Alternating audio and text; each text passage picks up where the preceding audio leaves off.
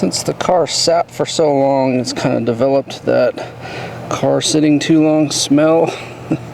So I'm going to go ahead and shampoo the seats and detail the interior, and that should get rid of the smell. I'll show you how to clean these floors with the scrubbing bubble stuff. That seems to work really well. Obviously just wipe down all the trim and then treat it with 303 or some other protectant of your choice. I like to start with the windows, so I'll clean the windows first and then the dash and kind of work my way down.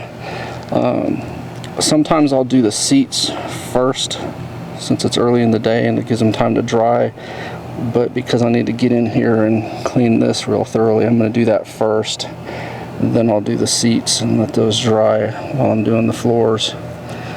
It's 100 degrees plus, so the seats should dry, but I think you can see the discoloration where there's dirt and stuff from either me working at the shop or whatever. Even on the armrest there's some discoloration. It looks like goo from my arm.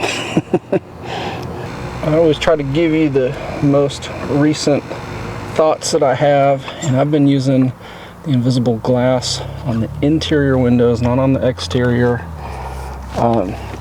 Obviously a ammonia based cleaner like Windex is going to be your best bet for getting smoke stink out of a car, but I don't smoke, so there shouldn't be any smoker's scent in here. And the other thing I've been using is these specific for glass microfiber towels. I'll put a link how you can get some.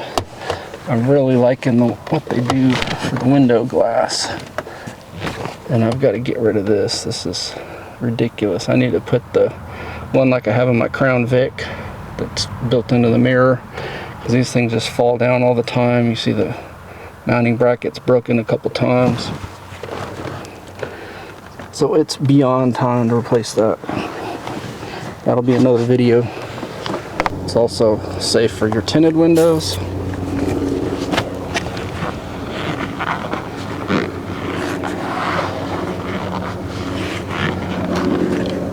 Let's just see how quick a job this window one does. Leaves it streak free and lint free. For cleaning, you can just use some diluted degreaser, or you can use a dedicated interior cleaning product. I typically spray it on the surface and then wipe it down. You can spray it directly on your cloth.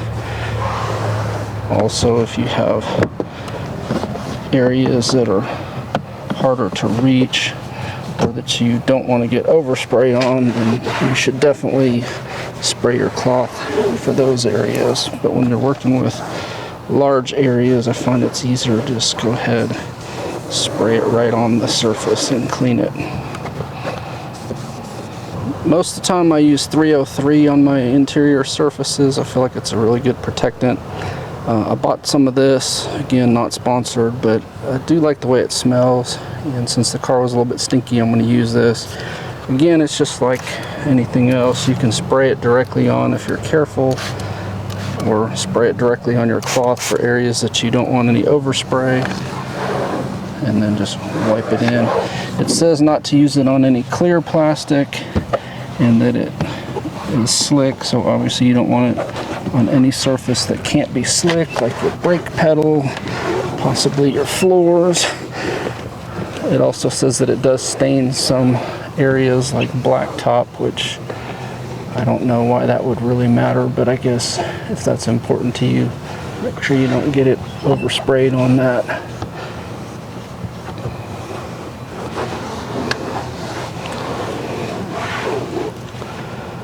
But like most new car scent products, it kind of has a cross between a bar of soap smell and, I don't know, new car smell is not really accurate, I don't think, because if you've ever sat in an actual new car, they typically don't smell like the things that say new car scent. I think leather scent is a little bit better if you're looking for truly a new car scent.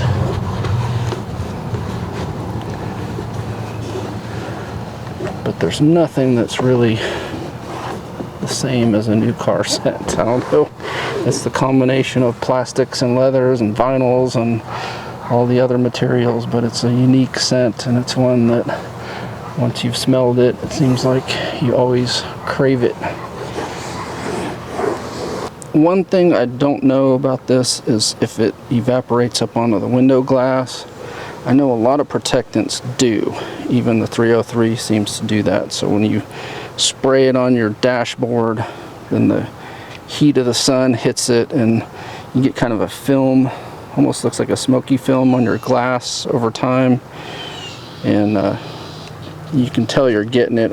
If you run the back of your finger across the glass, it'll kind of clean off, and that's typically your protectant. So we'll see if this does. I fully expect that it will. I have yet to find a product that actually does not evaporate up onto the glass. I'm going to use this stuff up. I've got a little bit left in the can.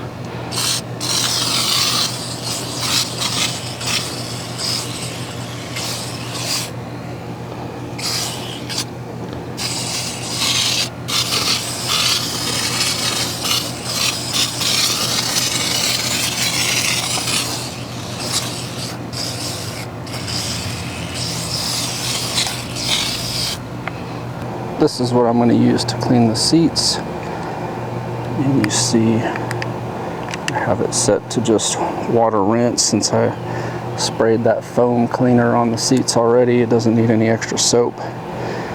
Otherwise, had I not done that, I probably would have put some soap in here and done a regular wash.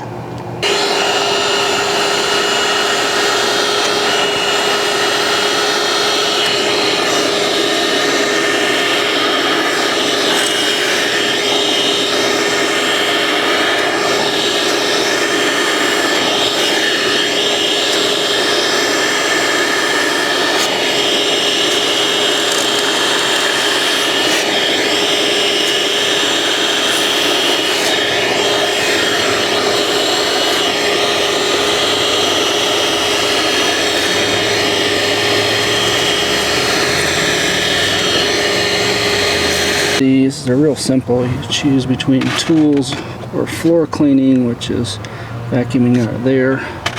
We're doing tools since we're using the hose there. You can heat your water or not. Obviously that's your on-off. This little lever here releases the handle back so that you can access that setting there. And it's basically all water, a little soap, normal soap, or really heavy soap. You put your soap in here.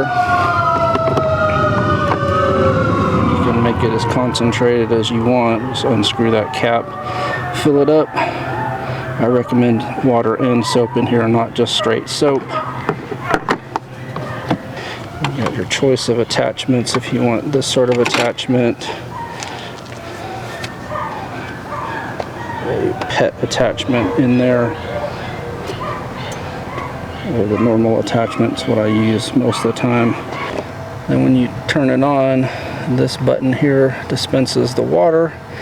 So basically you squeeze to dispense water, pull, let go right near the end, and it'll suck up the water. So I kind of start the water there so that it gets in that seam and then it starts vacuuming up there. And then I'll let go about there and let it finish. And obviously you kind of got to come, different angles to get all the water up. This little button here releases the tool so that you can switch out to the other attachments.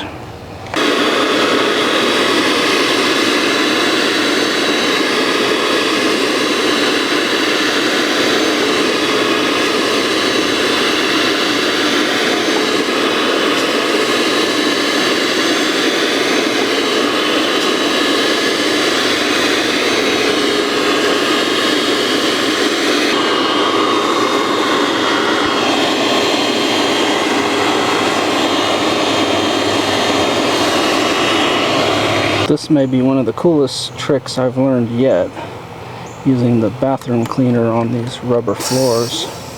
seems to work wonderfully, and it obviously disinfects as well. At least if you have the scrubbing bubbles that disinfect. It's questionable whether this one does or not because it doesn't say it on the label anymore. So I don't know if this is a post-COVID ran out of alcohol or whatever, but anyway, it at least cleans up the floor. You can wipe it off with a towel, or I like to use the same thing that I just cleaned the seats with.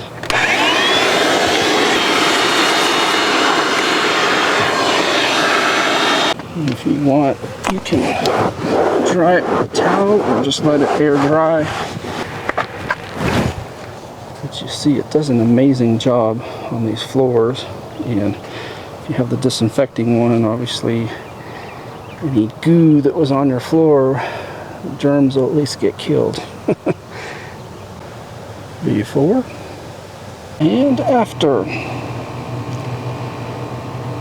So I know some of you have asked. No, it doesn't leave the floor slick or anything. It does a great job. Like I said, it cleans it up, doesn't really shine it up, but you can jump right in and start driving. Even though I clean mine regularly, you'd be amazed at what comes out here. So that is what I sucked up out of my seat and a little bit off the floor, but that would come out of the seat just as dark. And then there's obviously the unused clean water.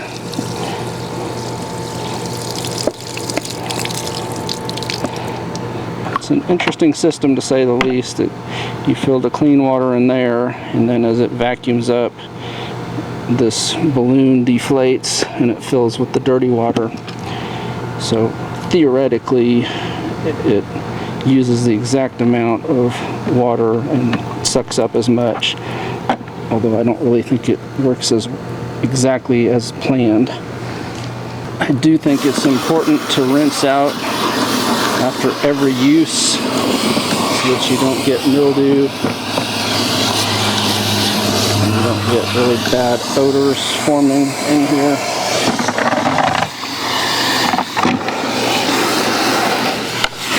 And ask me how I know, but this is real easy to break. If you don't get this latch perfect, you got to pick it up. The whole thing comes undone and the bottom piece falls, and typically one of these will break or something else will break off of it. The last thing you want to do with your cloth seats is put a fabric guard on it. 303 or Scotch Guard or something similar. They all seem to work about the same, and they all seem to apply the same. You basically just spray them on and cover the surface. This one's a hand spray, and Scotch Guard comes in an aerosol, so you just hold it down. You don't have to pump it. But like I said, I think they're both basically the same thing inside. They smell the same anyway. Anyway, hope the video was helpful. Appreciate a thumbs up. Subscribe if you're not already subscribed. And please tell your friends about my channel. Thank you very much.